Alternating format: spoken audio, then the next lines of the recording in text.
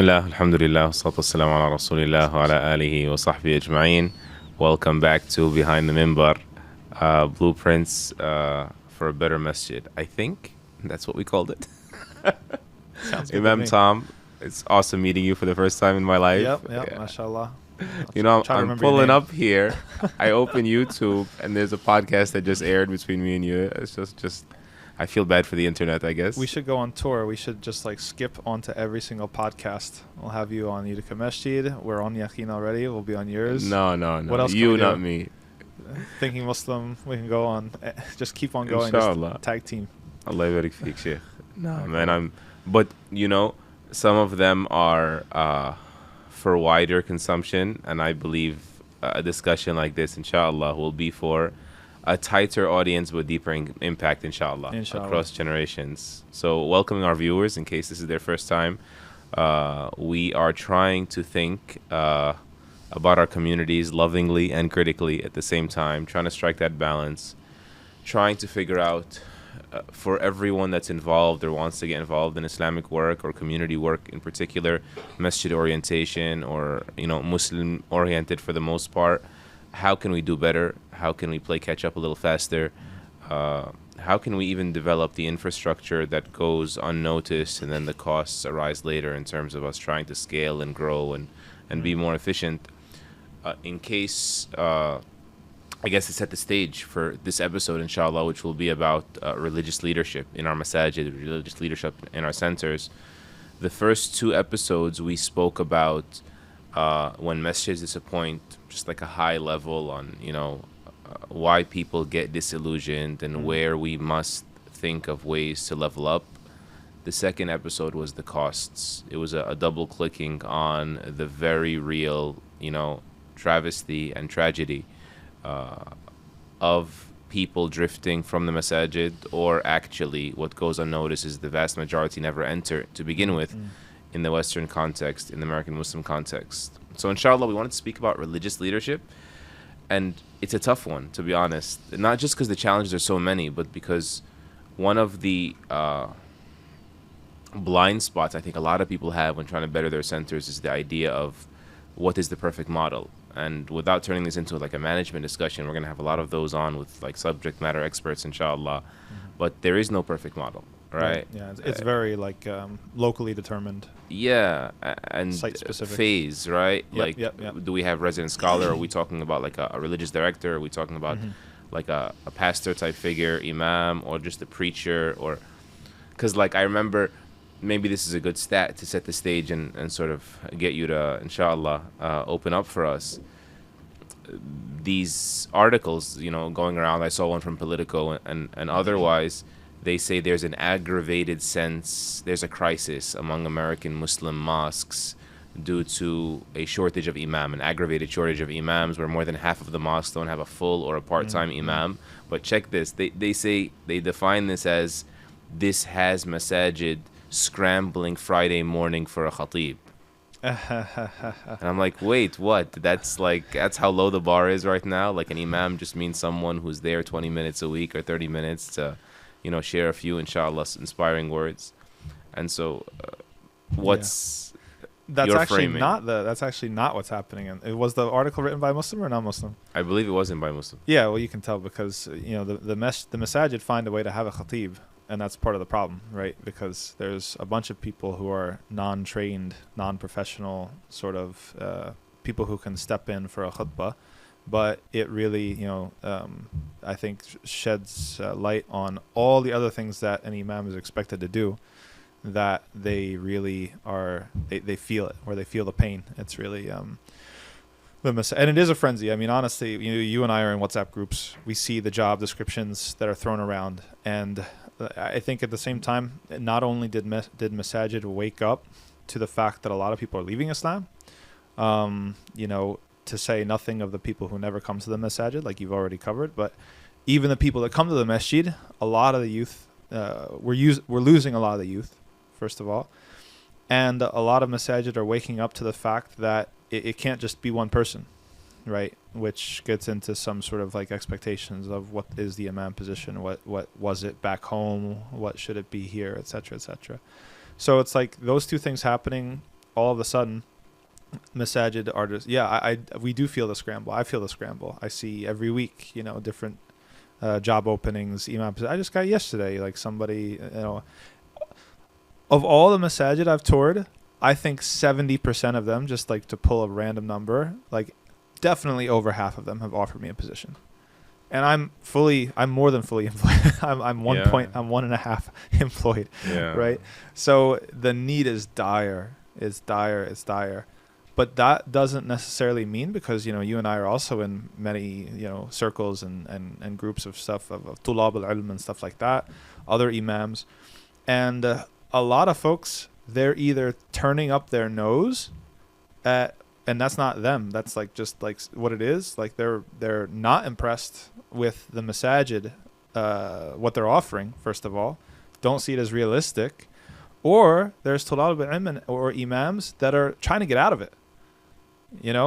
And I'm like maybe half of one, like, I sympathize with that because of all the sort of institutional approach to what, or confusion around what religious leadership should be. So there's a lot to unpack there. Yeah. There is, I used to remember being of those who parroted, like, we need, better khatibs, we need people who speak better English and, not as much of an accent, and all that is true. All that is true. But in hindsight, I remember the person who sort of looped me into the masjid was a person who could not speak a lick of English. Mm-hmm. It was just them being available for me with a little bit of like a language barrier.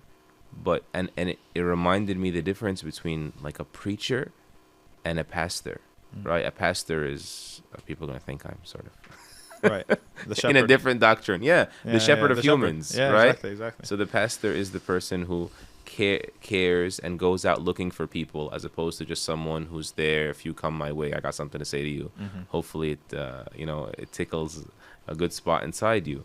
Big difference, right? Mm-hmm. I'm not the imam is not just someone to share some charisma, or the priest is someone who you come to for the confession, whereas the pastor is the one that goes out. Right. SubhanAllah, it got me thinking about the hadith, Sheikh, of the Prophet ﷺ, when he's speaking about the qualifications of an imam, like just prayer imam, right? Mm-hmm. He says, most Quran, most Sunnah, first to make hijrah, if not the eldest of them, seniority in age. And then he says at the end, and this sort of supersedes all, he says, وَلَا يُؤَمَّنَّ الرَّجُلُ الرَّجُلَ فِي سُلْطَانِهِ. But no one is to lead in the domain of someone else. And so like the staple imam is the more entitled than even the guy with the nicer voice, even the guy with the more charismatic recitation. And that's profound. And you find that, right? You find that in masajid.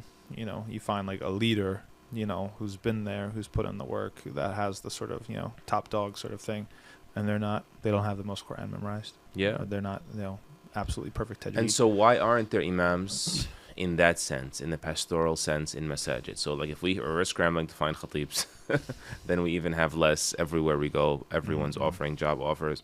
I think, yes, the masajid are bleeding talent because they're not qualified to retain talent, and we're going to talk about that inshallah in detail in this episode and otherwise. But also the masajid, I would say, and you can agree, disagree, or compliment, because I know there's many reasons, but the masajid also are misreading qualification. Oh, big time. Right? Yeah, like you said, you want someone there to gut it out. The non-glamorous role, part or full-time, is far more important than someone who's going to, woo the crowd. I don't mean that in a derogatory way, but woo the crowd in a nice way momentarily and then disappear. Yeah. Right. Let's say iman boosters, or the iman some boosters. people call vanity metrics, right? Yeah. And there's even now that with the age of social media, some of the bigger masajid, they look at stuff like how many followers do you have, how many whatever subscribers do you have on YouTube and things like that. And that's really, really strange, right? It shows, and I know we're going to get there, so I don't want to jump the gun, but like, what are all the different sort of things that we're hoping out of religious leadership? Because reach is one thing, right? But it's one thing among many things. You also need longevity, sustainability. You need somebody who like you said, somebody who's going to go out to the people and somebody who's going to be there for people when they come in. So that's one reason, right? Yeah. One reason why there isn't enough religious leadership in our masajid is because we are misreading qualifications. Yeah, definitely. We think it's settling when in fact it could be the more important factors, right? Someone that's in it for the long game, willing to sacrifice themselves. Why are other reasons you think that you find masajid resistant to hiring or hiring faster? Or even masajid that make it a priority to hire somebody who's going to stick around don't always give an ecosystem where someone's going to stay around. Okay. And that's the other thing too. Whether that has to do with empowering a leader, it's famous that a lot of masajid totally micromanage their religious leadership, butt in to religious decisions where they have no business talking about anything. Undermine sort of, and even humiliate, like, to be honest, like some of the stories that I've been made aware of, like actually humiliate their religious leadership and then expect people to stay around. It's like, it's just not going to happen like that. There's, and I could tell a lot of stories, because, just from the other imams and the colleagues that we have, for example, there was one imam I know that I was in the Jamia with, and I'm not going to say where they're at, but the expectations, first of all, are unrealistic, especially for somebody who has a family. Okay, so 5 prayers a day, 6 days a week, sometimes 7 days a week. Okay, one morning he is on his way out the door to go to his car to get to Fajr. Okay. And there are fire trucks, like the alarm the fire alarm in his apartment building was like going off, and fire trucks had come to the building. Okay. And the fire truck is blocking him from leaving. All right. So he gets to the masjid, 15 minutes later, whatever. They already prayed.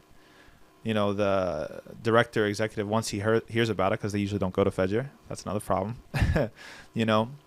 says, like, where were you? Okay. He explains, whatever. And then the response is, you should have left earlier. Right. That's typical behavior, right? You've got other masajid, other talib ulum I know that are imams. There's somebody in every community. And the thing is, we have to stick up for each other, because for us, we take the spiritual training and we're like, tawadu, and we're like, I'm going to take it, and this is just my qadr, and like whatever. But then you don't. You file out of the masjid. Yeah, it's just very discouraging, or it starts having you look at the exit sign, right? Like there's like, and I've faced a little bit of this in my community, but I know somebody else who faced it way more, where somebody is just like harping on every single religion. They just they think they know, and they like are really just like not. They don't even have the tools to have an argument about whether it's a fiqh opinion or whether it's a decision the imam makes. Has to do within like his expertise. And they're just gonna like hammer and hound this person and like office hours and text messages and emails and stuff like that. Gaslighting. And it's like, at some point, when is the board gonna step in for the mental health of the imam, right? And be like, you're out of line. This is our imam. He's entrusted to these things. He knows better than you do. So shut up, right? How many masajid do you know that would do that? Maybe, I don't know. Count them on one hand. Yeah. But seriously, so it's we're talking about an ecosystem, right? Because it's like, and there's several different ways in which it's an ecosystem. It's an ecosystem that the imam needs support. The imam needs to be protected. The imam needs to be able to have like goals and aspirations and be facilitated towards those aspirations and grow. Right, like mentorship and continue learning and stuff like that, all these sorts of things. And so, if what happens too often is the masjid, let's say they get their, who they want with their qualifications, turn over the keys, like you're on your own, bismillah. You're going to be sort of empowered sometimes, empowered enough to get the blame when things go wrong, at least. Yeah.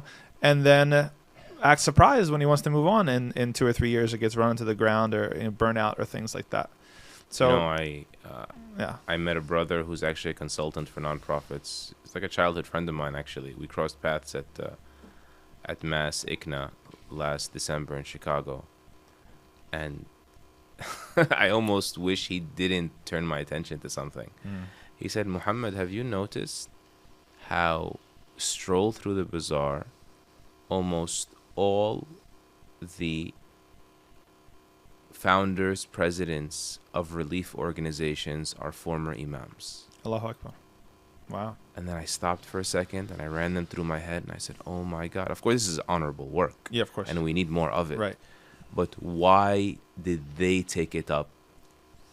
Because they bled out of the masajid. Of course. The masajid was just, I'm not productive here. Yeah. Let me be productive somewhere else. Yeah. And I was like, my goodness, why? And then I recall so many horror stories. And yeah, I know one imam.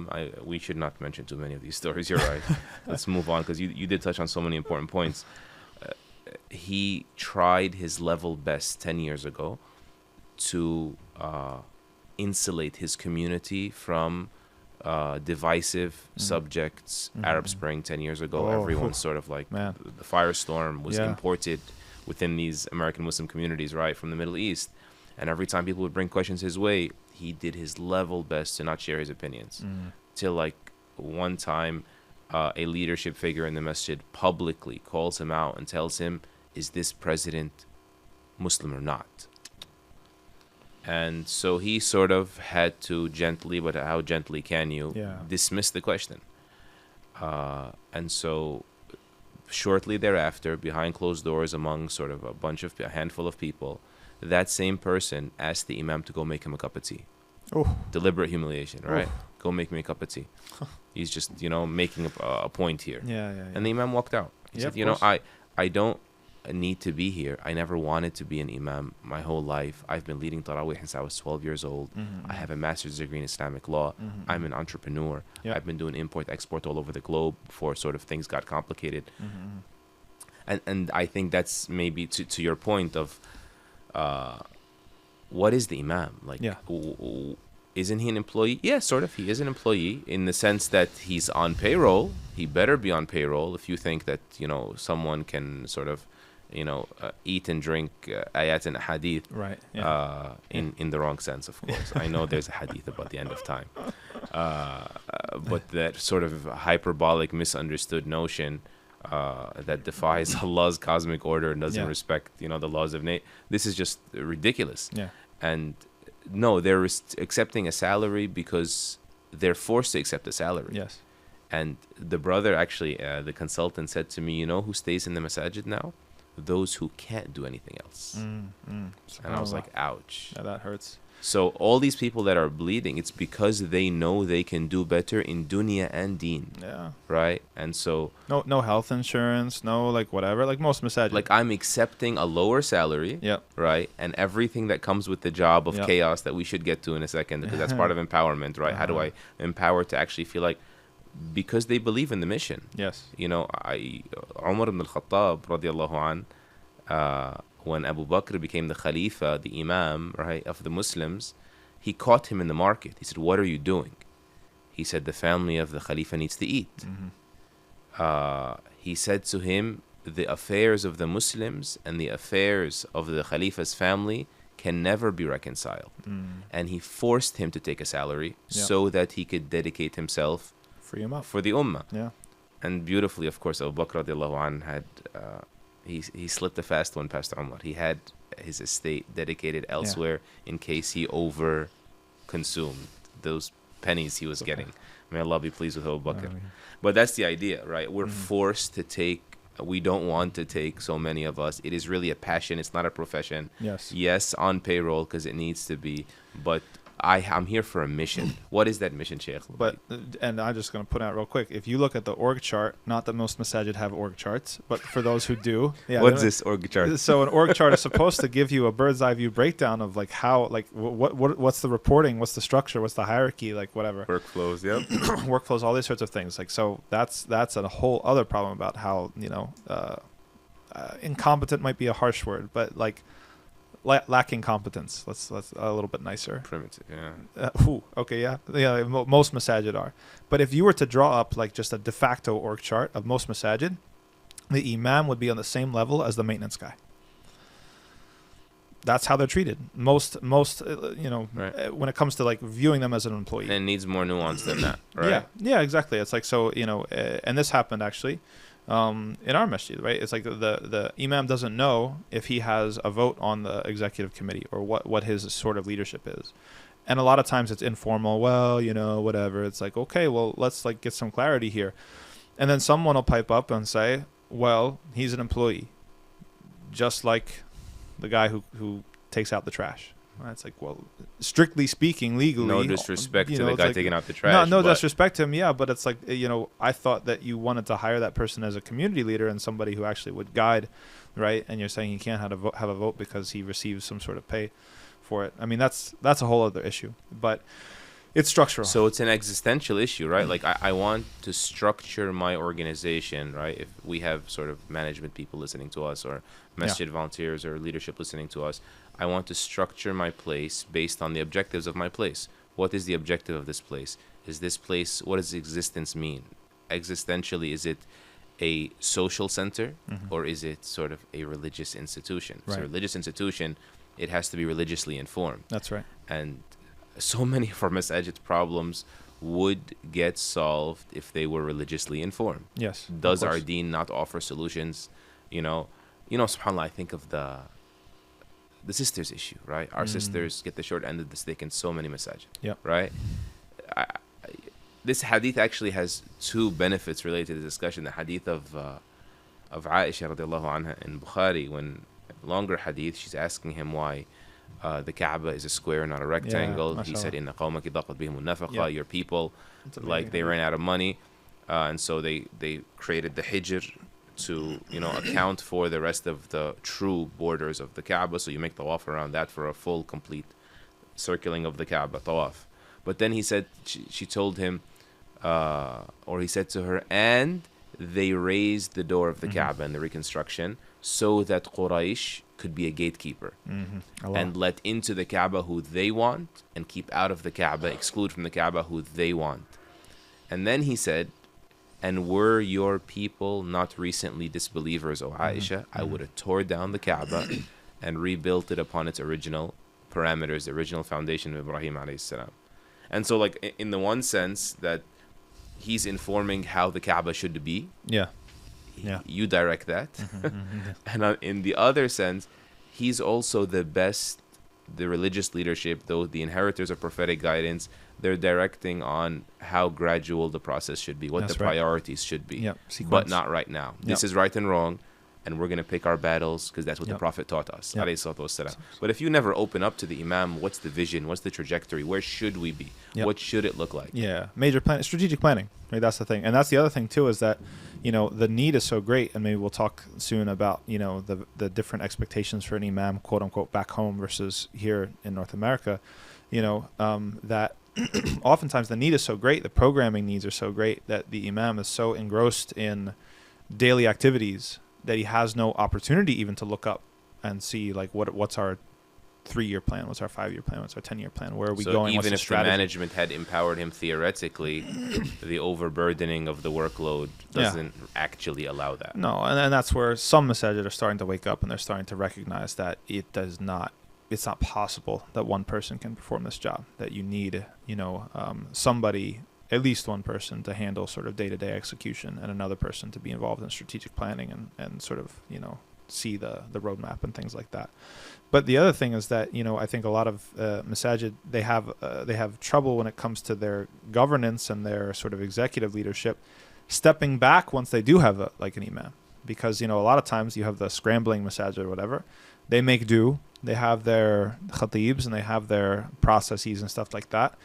But then it's almost like they don't recognize that, well, okay, if you've been thinking, well, we want this imam, we want an imam, and then you get the imam, well, that's the time to step back, right? If you trust him, if you did your due diligence, you did your homework, and the person is, obviously, respect needs to be earned and all that sort of stuff. But, a lot of times those structures that were sort of, sort of stopgap solutions continue. Right, so now you have, and I think that leads to a lot of imams being sort of undercut and undermined as well, because now you've got, yes, the imam should be involved in strategic planning and should have a say in what are the priorities of the organization, what are we fundraising for, do we have any capital projects, like all these sorts of things, and if the leadership kind of understands that, well, that's our terrain only, right? Then okay, and maybe there's a situation. So what's his terrain only? Yeah, exactly. I found that effective, at least. Yeah.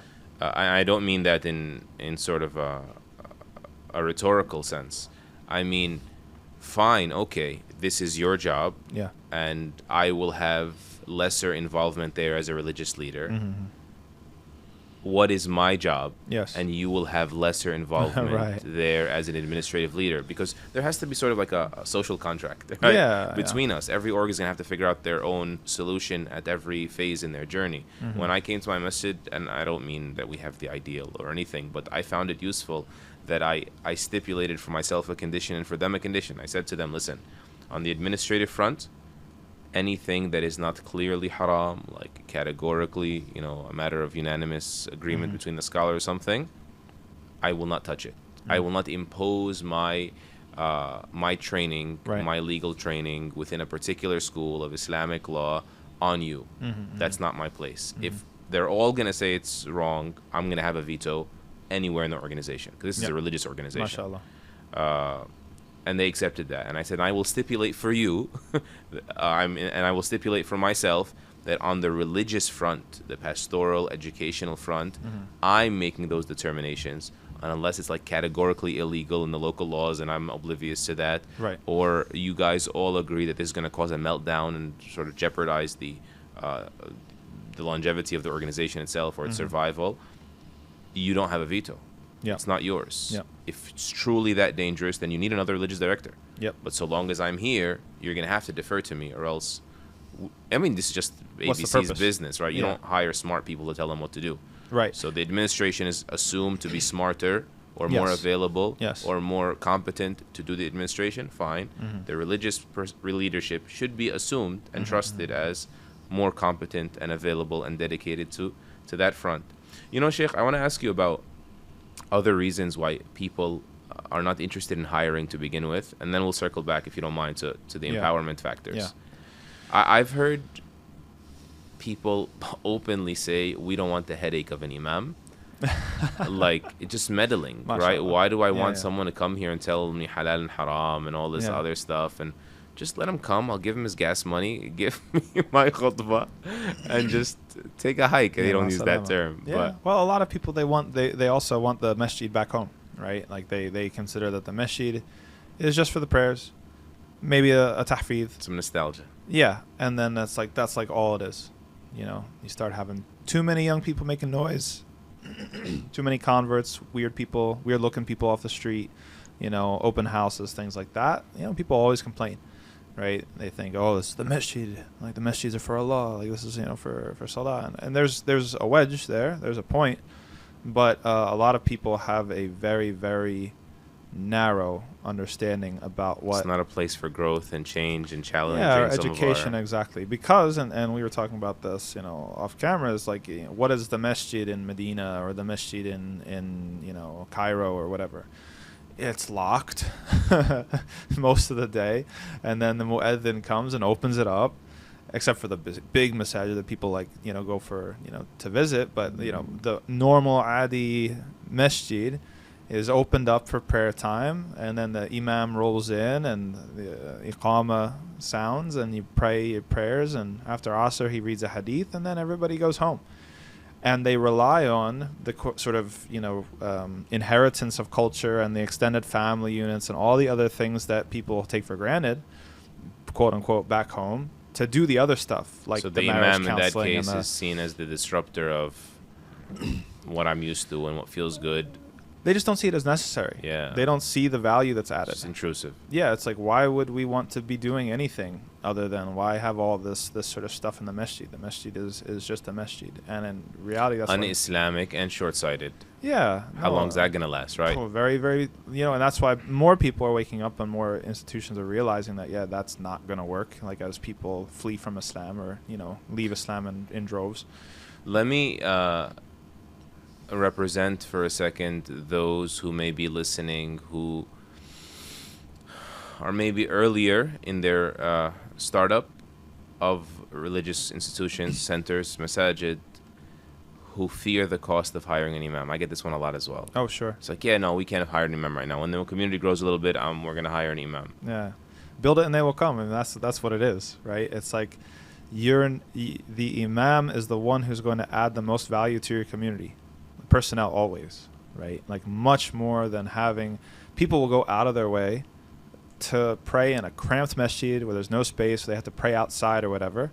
If the khutbah is going to be good and relevant and stick with them and they feel like it's going to add value to their lives, if they can come to the salah and have a cathartic experience with their creator and things like that, like that's what people, to use a phrase, it's not literally true, but will pay good money, right?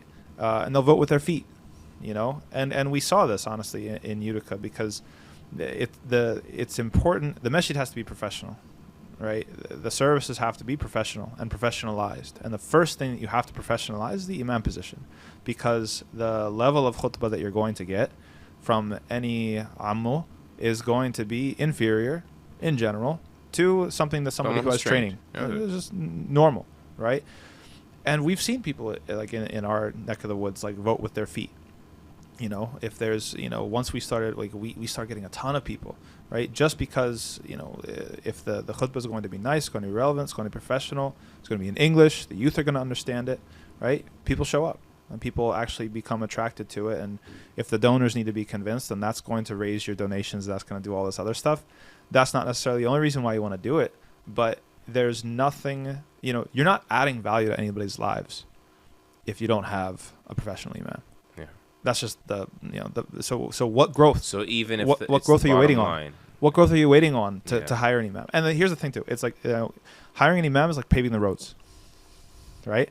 If the government makes it a priority, they find a way to pave the roads. Yeah. If the government doesn't make it a priority, they'll always have an excuse to not do it. It's the same thing. It's like do you ever like not buy food? Do you ever like not eat? No, it's a priority. So you find a way, right? And that's what it is, So to see it as crudely a generator of funds, bottom line, right? Is important paradigm shift for a lot of people. And I always tell them this, that, our ummah has money, let alone those who came here for the milk and honey. That rhymes. Yes, I know. And I didn't mean that. MashaAllah. But let alone here in the American Muslim context, right? We have money, but there's a trust issue. There's a professionalism issue. Mm-hmm. There's like, where do I want to put my money? Where I see value. Yeah. And that is why, we, inshallah, will have a few episodes on like fundraising strategies and hacks and otherwise. But ABC's donor cultivation. Cultivate your donors. Mm-hmm. People donate based on relationship. People donate because they were approached, they were asked, they trust, more than just, there is a vision for the future. Yes. Believe it or not. Yes. An assumed promise about build it and they will come and they will fund it and they will ask to. Yeah.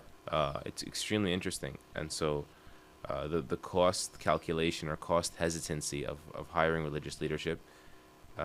And you said like if you prioritize it, you'll just do it. Yeah. You're gonna tease me now into saying, who said hiring one religious leader now is all you need? Yeah. I often tell people, have you ever seen a hospital run on one doctor? No, it's impossible. They'll find the money. Let alone a hospital with no doctors. Listen, how quick do they find the money for other things? That's just hada huwa, right? Like just look at that. If it comes to a facility, it comes to a building, it comes to a chandelier, it comes to whatever, somehow they find the money.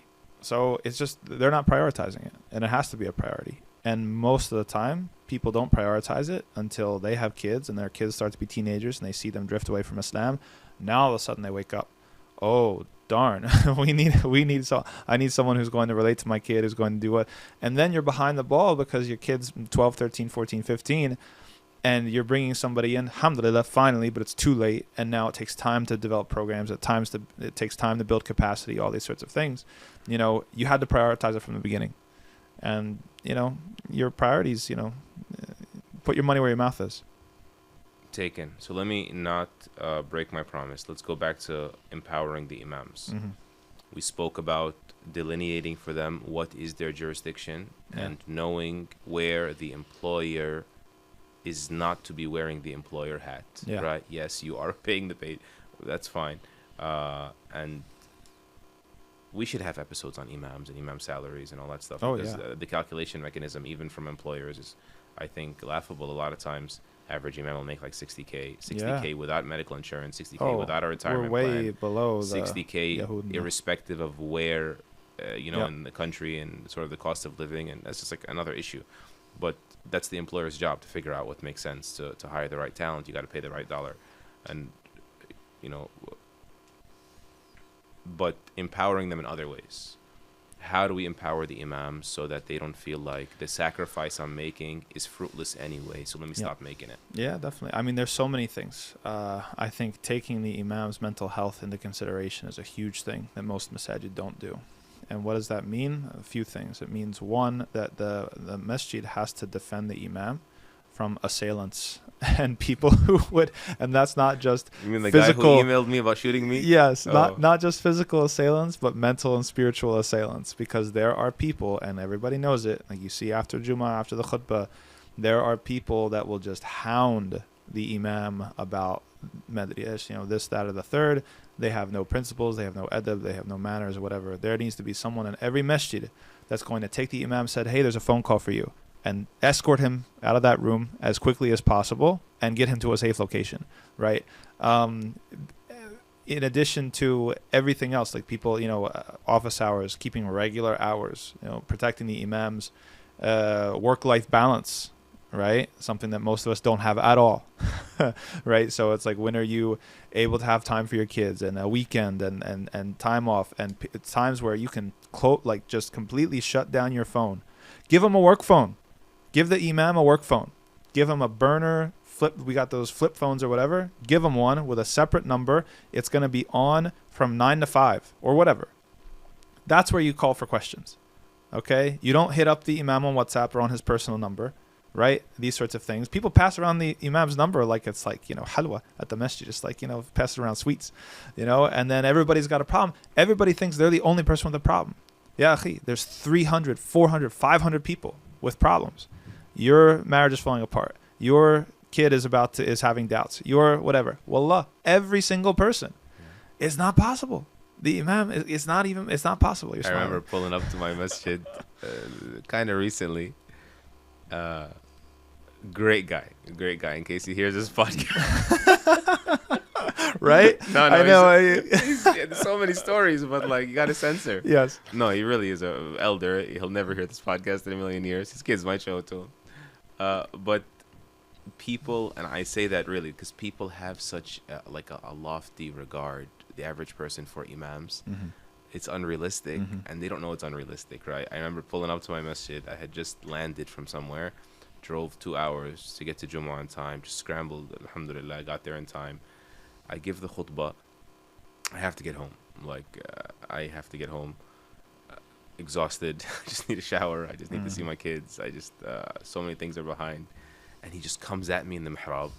And he's like, Sheikh, you need to come to my house right now. Allah. And I'm just like, why? He's like, it's a big problem, fight with my daughter and her husband. I'm like, all right. I really was considering. I was like, oh man, this is serious. Like, he's not that type, by the way. He's not the type that hounds. Yeah. I was like, oh man, this is really serious. And then I was just like, what kind of problem is it? Mm-hmm. He's saying, they're not seeing eye to eye. And so, she left the house and now he's sort of taking the kids. And he's saying he's not going to bring them back on Monday in 3 days. And I'm just like, what? That's a police problem. Yeah, exactly. If I go there, I'm going to get beat up or arrested. Same thing happened to me, actually. Why would I even try? Yeah. Someone came up. So the assumption, because of their fretting, is just... Yeah, no, it's true. Someone, they didn't have a car. They got someone else to give them a ride, knock on my door, right? My husband took the kids. He's not letting me see him. I said, call the police. Call a lawyer. I don't have any, executive force. Illa, yani ad-du'a. I don't have any ability to help you right now. Yeah. But it doesn't compute. And then times that by 300, and that's the So I have a theory, Sheikh. I want you to either sign on or shut it down. Okay. So human nature, people go to God between rock and a hard place. When you're stuck, you rush back to God, even if you're not Muslim, right? Yeah. The Sheikh is like the placeholder for God in the social sphere, right? he's sort of the guy who's going to tell me how to access God, how to say my prayers, and God's going to fix everything. And so they only come with the problems, by the way. Yeah, right? no, that's true. Like, I know this one brother, he, like, I didn't snap, but I really wanted to. He came to me, he said, like, I just divorced my wife, da-da-da-da, and then, okay, we go through the motions, we figure it out with it. Then he disappears again, right? Yeah. Then he comes back, he's like, Sheikh, problem, it's just, I divorced my wife, da-da-da-da. And so we figure it out. Yes, it does count. He goes home, reconcile, you guys got to be careful. And he comes back. I was like, bro, you need to listen to me, okay? Yeah. First of all, you've approached me 3 times in 2 years, okay? Yes. All of them after you divorced her. Yeah. Okay? Yeah. That means you kissed and made up. I don't mean that literally, but yes, that's what married people. And I'm still there like, Ya Rabbi, fix his marriage. Yeah. Like, I didn't get the memo that you guys are doing better. I'm doing horrible. That's I'm carrying it emotionally. Of course. These poor people, oh my God, what's going to happen to the kids? And and they're fine. Yeah. So you only came with the bad news. That's right. Because how many people have called you out of the blue to say, hey, Sheikh, you're doing a great job. I just appreciate you. It was funny. Sheikh Yasser Fahmy just said that in my masjid. Oh, of course. How many of you? Did he say that really? He did. It was so embarrassing. But it's true, right? It's like nobody tells you you're doing a good job. Not too many. A few. Yeah. One hand maybe. 2 hands max. It's just. And I don't say that for me. A'udhu billah, if anyone's listening. We say that for the imam, right? Yeah, the exactly. Position, and we're talking. the leader. When it comes to us, listen, we expect the best of ourselves, and we undergo not just legal training but spiritual training, so that we can bear more than most. Right. And that comes with the territory. Well, we got to say it for the next guy. We got to stay for the next guy, and we got to back each other up, right? Like sometimes, like other things happen with other people. People drag other people's names through the mud, and they say, hey, like, okay, yeah, don't defend yourself. I'm going to defend you, right? Because you're my brother, right? And I know what you're going through, and other people have no idea. Right? Sometimes even better than a word of appreciation, something I never expected, never asked for, but it was just intelligent. It's just professional. My masjid recently instituted, just last year, 2022, they instituted mandatory vacations. Allahu Akbar. Right? No rollover allowed. Allahu Akbar. You have to rejuvenate. MashaAllah. It's like 3 weeks of the year, mandatory. That's amazing. And that is actually the segue to the next thing I wanted to say, which was like, okay, so there's like protecting the imam and his mental health and, work-life balance and those sorts of things.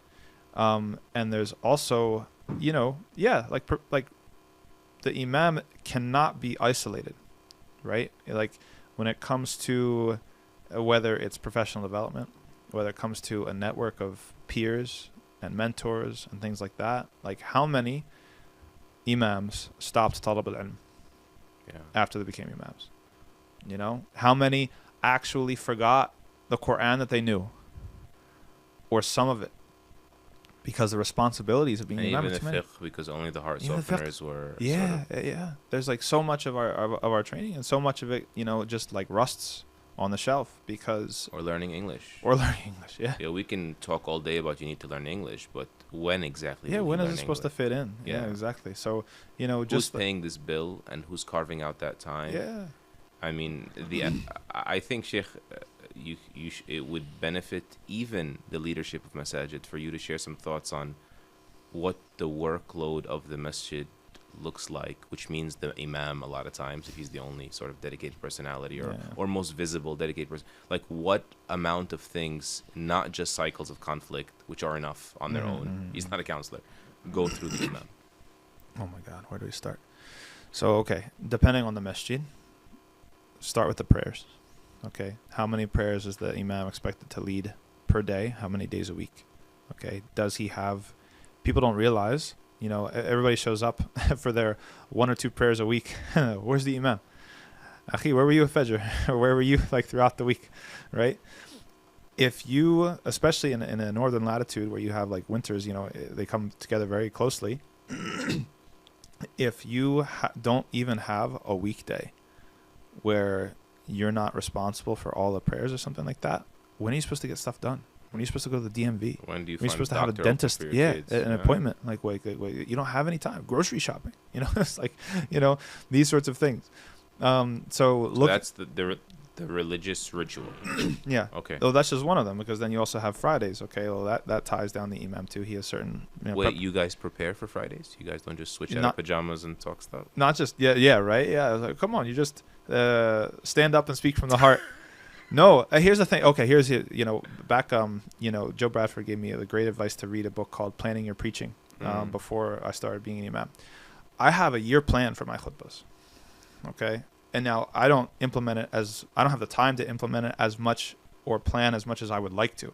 But there's a general schematic. But the general scheme is there. I know when I'm going to hit a series that's going to go through like Surah Al-Hujurat or, whatever, these khisal, these, characteristics of the pious or something like this, right? The year is planned out. Even the squish time where I'm just going to leave this one blank because there's going to be some relevant topic that's going to come up that I can shift things around, whether Philistine every year, like the Philistine comes up because aggression or different things like that.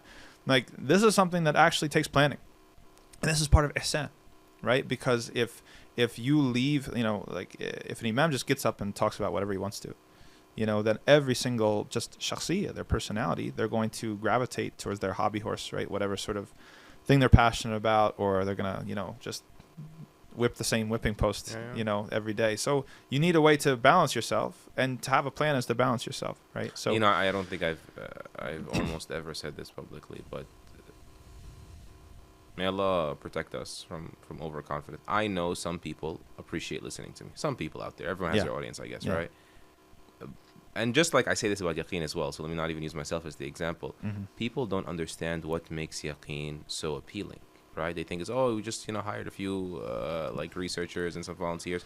It is what's on the back end. Yes. Right? So much preparation. Like maybe at one point I took like a mental snapshot of sort of the budget breakdown they had published out in their annual reports, and maybe 60% of it was engineering, which nobody sees, graphic design, which nobody sees, marketing, and they're not even selling anything, by the way, just to reach you, get your attention.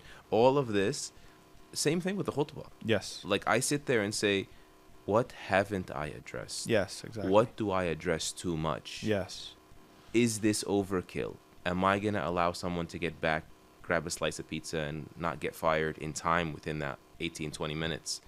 This takes a whole lot of... How do I respect the intelligence of my audience? Yeah. Right? Yeah. I got doctors and engineers and professors and moms who care about, tarbiyah more than I do. And how do I give them what they need in a way they want? It's a science, right? Yeah. No, it is. No, it's a real thing. I mean, rhetoric is an art.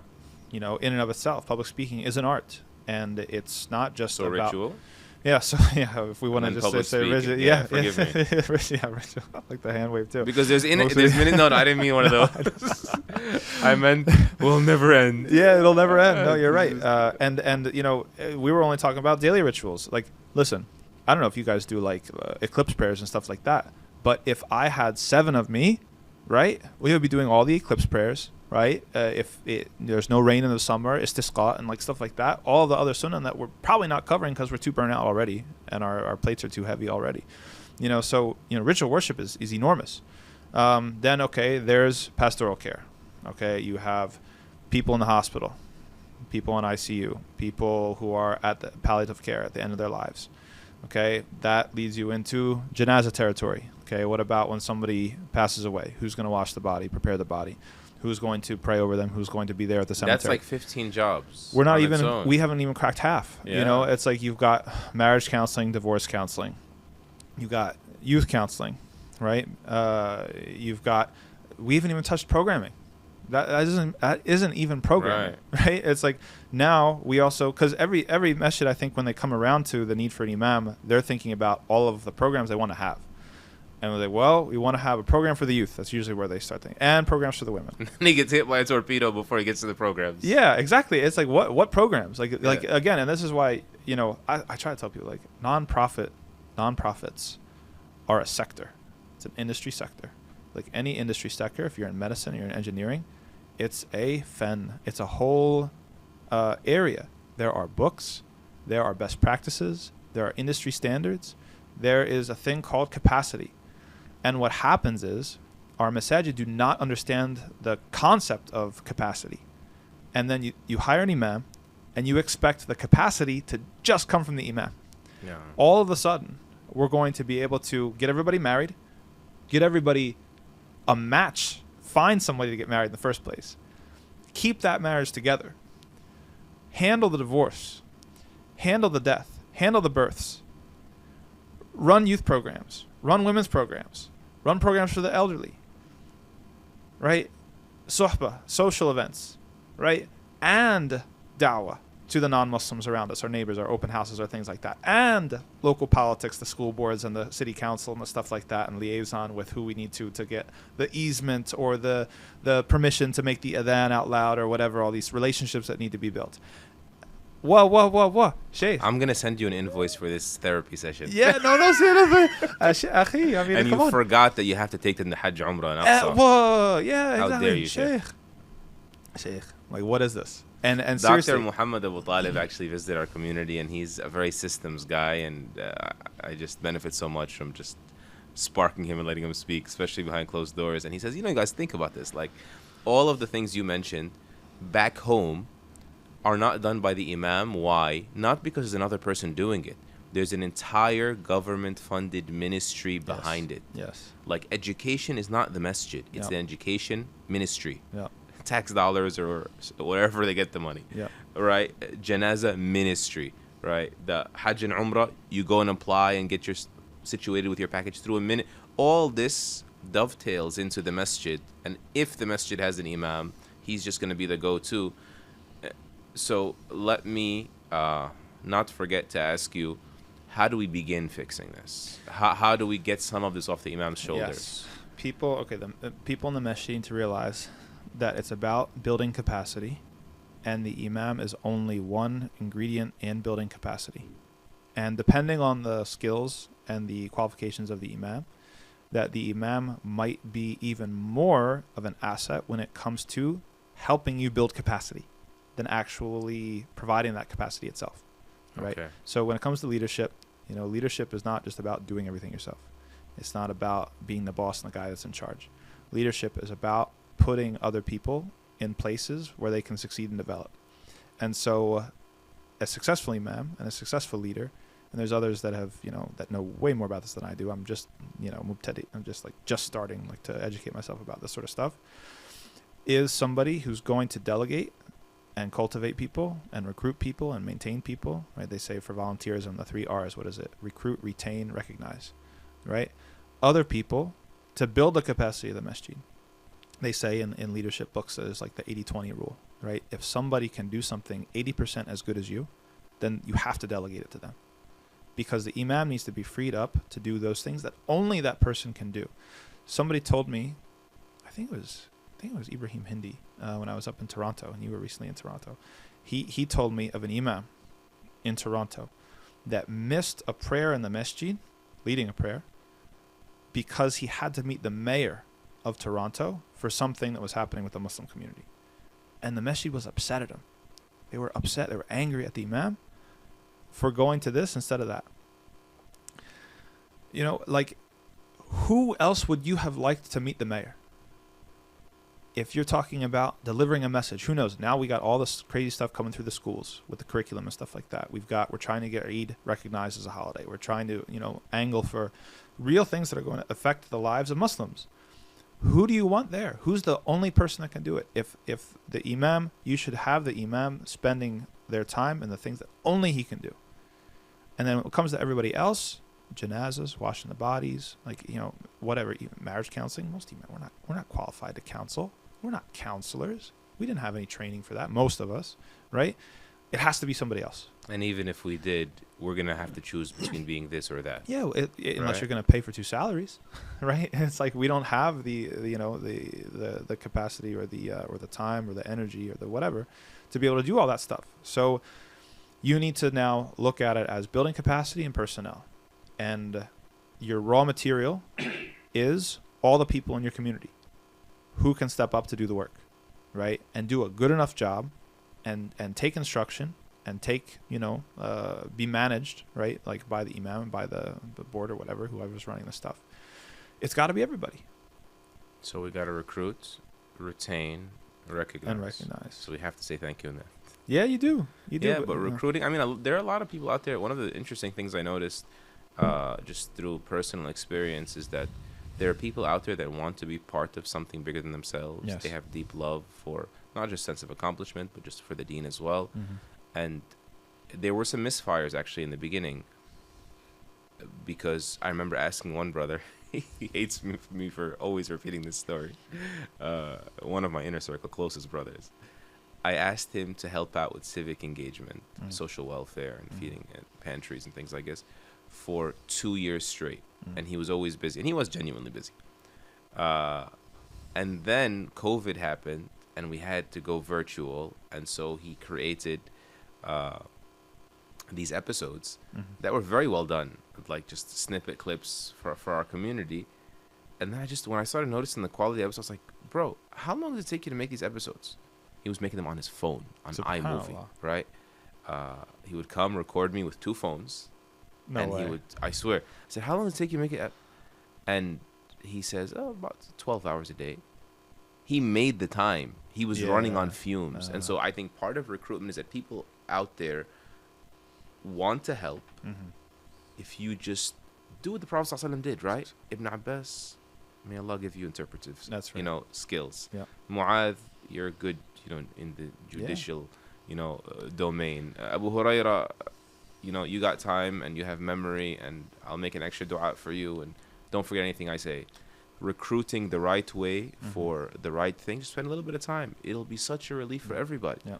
And then you retain them by making sure you actually let go of the steering wheel a little bit. I was going to say, that's where actually the masjid needs to take a step back and either let the imam handle it or somehow get out of the way. Because what happens a lot of times, the masajid micromanage the volunteers like they micromanage and the no imam. one wants to be a cog in the engine. No, of course, exactly. And we, every community has had that problem. You have volunteers, you finally get them to show up. It's confusing. They don't know what they're supposed to do. There's mixed messages, whatever, and then they don't feel like they had any impact. Yeah. Well, if you show up and you actually dedicate your time, it's like, like masjids are not like businesses, but there's a couple important ways in which they are like businesses. If you show up to a business, let's say like you get your coffee at some place, you go there and the door is closed and it's locked, even though it said it was supposed to be open.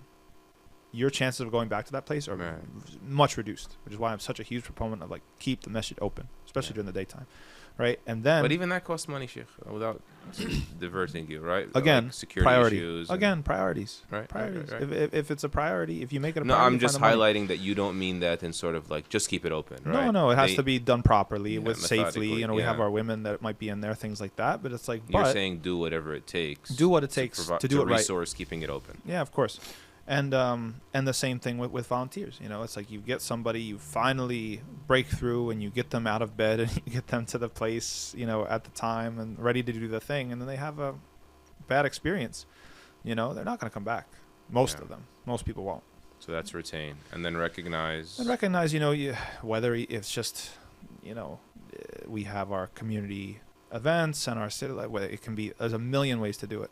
Invite them all out to a dinner or lunch, or coffee, or whatever. It could be, even an invite over the house. There's so many ways to do it. Just a little bit of thought, and that's the thing that matters. It's not about cash prizes or whatever, right. any sort of whatever. It's just they like to know that it's the thought that counts. The fact that somebody took the time, and we can't hide behind the you should have just done it for Allah and whatever. Okay, yeah, but also whoever doesn't thank the people doesn't thank Allah. So you have to make the person realize that you thought about them, and you appreciate what they offered. So that'll free up, inshallah, the capacity, or grow the capacity of the community, and free up the imam to be able to do what only he can do and was trained for. Let me try to ask you to be a little bit introspective here. Oh yeah, sure. To close out, where should we ask the imams to self-regulate, both in terms of not the power grab, but how much influence they should expect to have as masajid begin to grow? Because I was telling one brother recently, he's like, how didn't I know X or Y or Z? I was like, this is a sign of a growing masjid. Yep. That there's going to be things that even I don't know. Yep. Right? And so where you're responsible versus accountable versus consulted versus informed, just like everyone else, right? Because sometimes there is, I believe, unjustified. It's a two-way street, right? Even from the religious leadership, grievances. Yeah. Maybe because there's so many legitimate grievances that wholesale this one gets picked up as well. And even personally, not just in terms of the power and influence that the imam should wield, but self-regulation, how much they should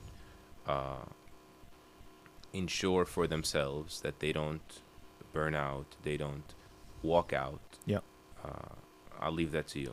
Yeah, no, it's a huge thing. I mean, and that's why having a peer network is so important, and I've benefited from, my peers and mentors tremendously. But, even then, like I had people like coaching me through the contract process and stuff like that. Here's what you asked for, here's what you need, like, et cetera, et cetera. And that helped tremendously. However, it still wasn't enough. Like there's some things that, looking back on it. Yeah. It's like one mistake I made was letting people have my phone number. Everybody has my phone number, and I just stopped taking calls. I don't answer the phone anymore at all. If somebody texts me, huh? You too? Yeah, no, at all. And then people are upset at you. And like, I even had like some brother say, you broke my heart. I said, I'm sorry. Like, I'm not going to respond to every single call, it was like either you or my wife. Yeah, no, seriously, Habibi. It's like, you can be brokenhearted. I'd rather have you brokenhearted than my wife brokenhearted. Like, and Sheikh, I'm so sorry. Please don't lose train of thought. But I caught someone pointed out this nuance. It was so amazing. Surah Al-Hujurat. Allah said to those calling out from behind the walls, intruding, right? Yeah. وَلَوْ أَنَّهُمْ صَبَرُوا, if they would have just waited حَتَّى تَخْرُجَ, until you came out. He didn't say came out. He said came out to them. So even if I'm visible, even if I'm accessible, even if you have my number, but I'm not available for you right now, don't be deceived by my perceived access. Exactly. And then even with the prayers, there was a time, where like I would be discouraged from coming to the masjid because I knew I was going to catch it from somebody, somebody who's going to bother me about a particular issue, or they have like whatever. And so it's like, you don't even want to come to the masjid, subhanallah, as the imam, I know a brother in Louisiana, imam there, who said to me, I live across the parking lot from the masjid, so I can't not pray at the masjid on my day off. His day off was Mondays. He said, but I refuse to lead on my day off. I don't think I agree with him, but I understand the sentiment. Yeah, no, there have been times where I just like skip town and tell them this is my day off. I'm so sorry. Exactly. No, I mean, something about boundaries, like that's the idea. Okay. And the particulars of it, are going to look different from place to place. But it's like, if I come into the masjid on a day off, or even on a particular day, people assume when they see you that they have access to you. Like, that's just what comes with the territory as an imam. And then people drag you into either debates or problems or whatever. And then, as imams, we hope that we're a little bit conscientious, right? And like sympathetic. You have some people who are converts and some people who are, but being able to distinguish a true emergency from a not so emergency situation. And to be like, at this point, like at this particular time, I have to go. I don't have time to stay. Like, you can follow up with so-and-so or whatever, or if there's somebody else to delegate. It's like, if you're looking for this, like either liaison with a new convert or something like this, somebody needs the ABCs or whatever. It's like, we have brother so-and-so. Here's how you can reach him. Or, the other thing is, a lot of people come to the imam complaining about stuff that he has no control over when it comes to like the administration or things like that with the masjid. Parking lots and whatever, and fire escapes or whatever it is. And it's like, okay, that's an issue for the administration. You can talk to the administration, and masalama. Definitely wish I had done a better job of drawing those boundaries when I first came. And I had to swing to the other side, in order to kind of hastily erect some boundaries. Some fences. Yeah, some fences or brick walls or whatever. I actually got like a new phone, new SIM, like whatever. So now my old number is like my work number. And I haven't gotten great at it yet, but I'm going to get to the point where I actually just like turn it off, like when I'm not working. So it'll be on when I'm in work. I have the second phone, but I'm still struggling with the clean pivot. I'm pivoting. I'm in that transition phase as well. I mean, you reminded me of a few things. I'll share them quickly, and then I'll ask you to close us out with any final thoughts and a dua. I mean, in case any of the imams are spying in on this episode, this Blueprints episode, I don't counsel anymore. Couples at all, right? So what I do is I give them one session. And my whole objective from the session is to convince them that these are symptoms. These are not the core issue. You need a counselor to actually fix it. Yep. Here's a list. Yep. Because, you know, there are taboos and stigmas and all that. That was the first thing. The second thing is I learned seeing some of the busier religious leaders of the country when we asked them to consult them on certain charity projects and otherwise throughout the years we were doing, or conference projects. He said, yeah, absolutely, I'm at your service. Then we sat down. He said, listen, this meeting will end in 60 minutes from the get-go. Yeah. So that puts the onus on you now to trim the fat. Yep. Right? Yep, you need to get to your priorities because I'm giving you 60 minutes of my time. And that was very useful, actually. MashaAllah. Maybe the third and last thing is when I did a little bit of marital counsel training, I went to a crash course and so, you know, it wasn't even like a certificate program or anything. One of the coolest things he said to us is, I know you feel the pressure as the caretaker of your community that when someone comes to you panicking, I have to sympathize. I have to figure it out. He says, unless there's clear and imminent danger, that's called 911. He says, you actually will never succeed when they're emotionally charged at helping.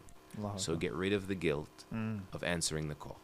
Allahu Akbar. That's nice. That's great advice. You know, because Sheikh you're saying, I gotta help them. You will never help them if they're calling you 8 times in a row. That means they're not there in the right state of mind. Yes. So don't feel guilty calling them back in 3 days. MashaAllah. I was like, oh man, that's helps. wonderful. Thank you. You know what? A little thing I benefited from Sheikh Yasha. He said, Sheikh Yasha Birjas, he has like it's literal and figurative. He said sometimes you just have to push the tissue box across the table. I've heard him say that. And I was like, yes, Adam. Like that's true. He said I used to cry with them. Yes. And then after a while, I'm just here's like, the tissues. Yep. Here you go. No, I mean, you do your thing. But that's a metaphor. I'm taking notes. But that's a metaphor for the whole orientation towards it, because I like to think that as imams, green imams, when we first came in, you know, we want to save the world. We want to save every soul. We want to save every person. And that's just not possible. And it's not sustainable. Not like that. You know, so sometimes you have to. What do they say? You know, when everybody says when you take a flight, you know, when the mask drops, save yourself first, so that you can save others. And it might be a crisis with a lot of imams. Like, you know, you have to save yourself first if you want to help anybody else. What about the power factor? Power? Where should you recognize where you're not trained? Yeah, I mean, I think. Alhamdulillah, fair like fair. In my experience, I haven't seen too many imams power tripping. My experience is that most imams are very conscientious people, which is good. We don't want to have the other problem. The deen should produce that on some level. It should, right?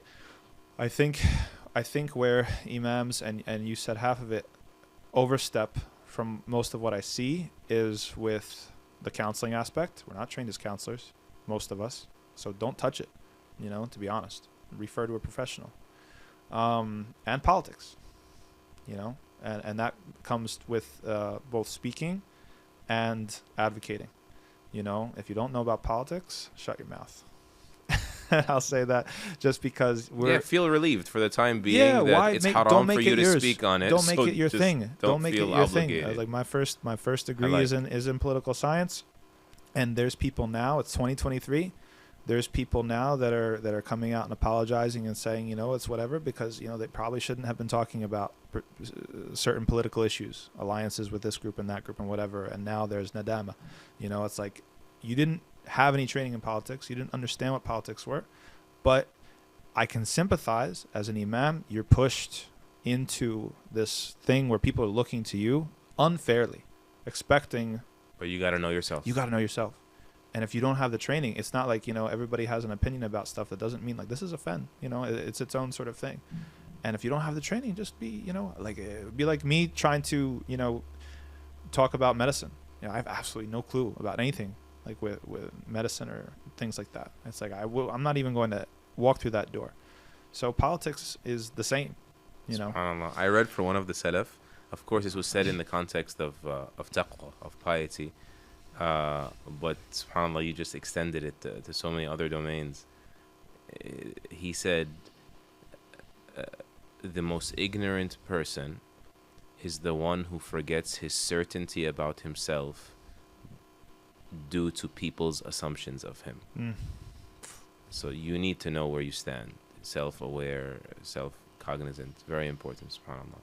Jazakallah khair for your time. Ameen, So much to talk on, and inshallah the following episodes will close out some of these gaps, and forgive us if we've taken from your time or your family's time on this short visit, passing through impromptu with this podcast. Alhamdulillah, this was wonderful. Wonderful opportunity. May Allah make it a source of benefit for ourselves as a reminder, and for the ummah and the masajid, inshallah. May Allah use us as instruments of His, plan for something that pleases Him, inshallah. Ameen. Jazakallah khairan. Jazakallah khair to the team, the podcast team, everybody who's coming out early mornings and late nights making this happen. May Allah make this heavy, and may you find the compensation for it in your lives, in your afterlives, in your family, and your loved ones. Allahumma ameen. Sallallahu sallam wa baraka ala nabiyyina Muhammad wa ala alihi wa sahbihi ajma'in.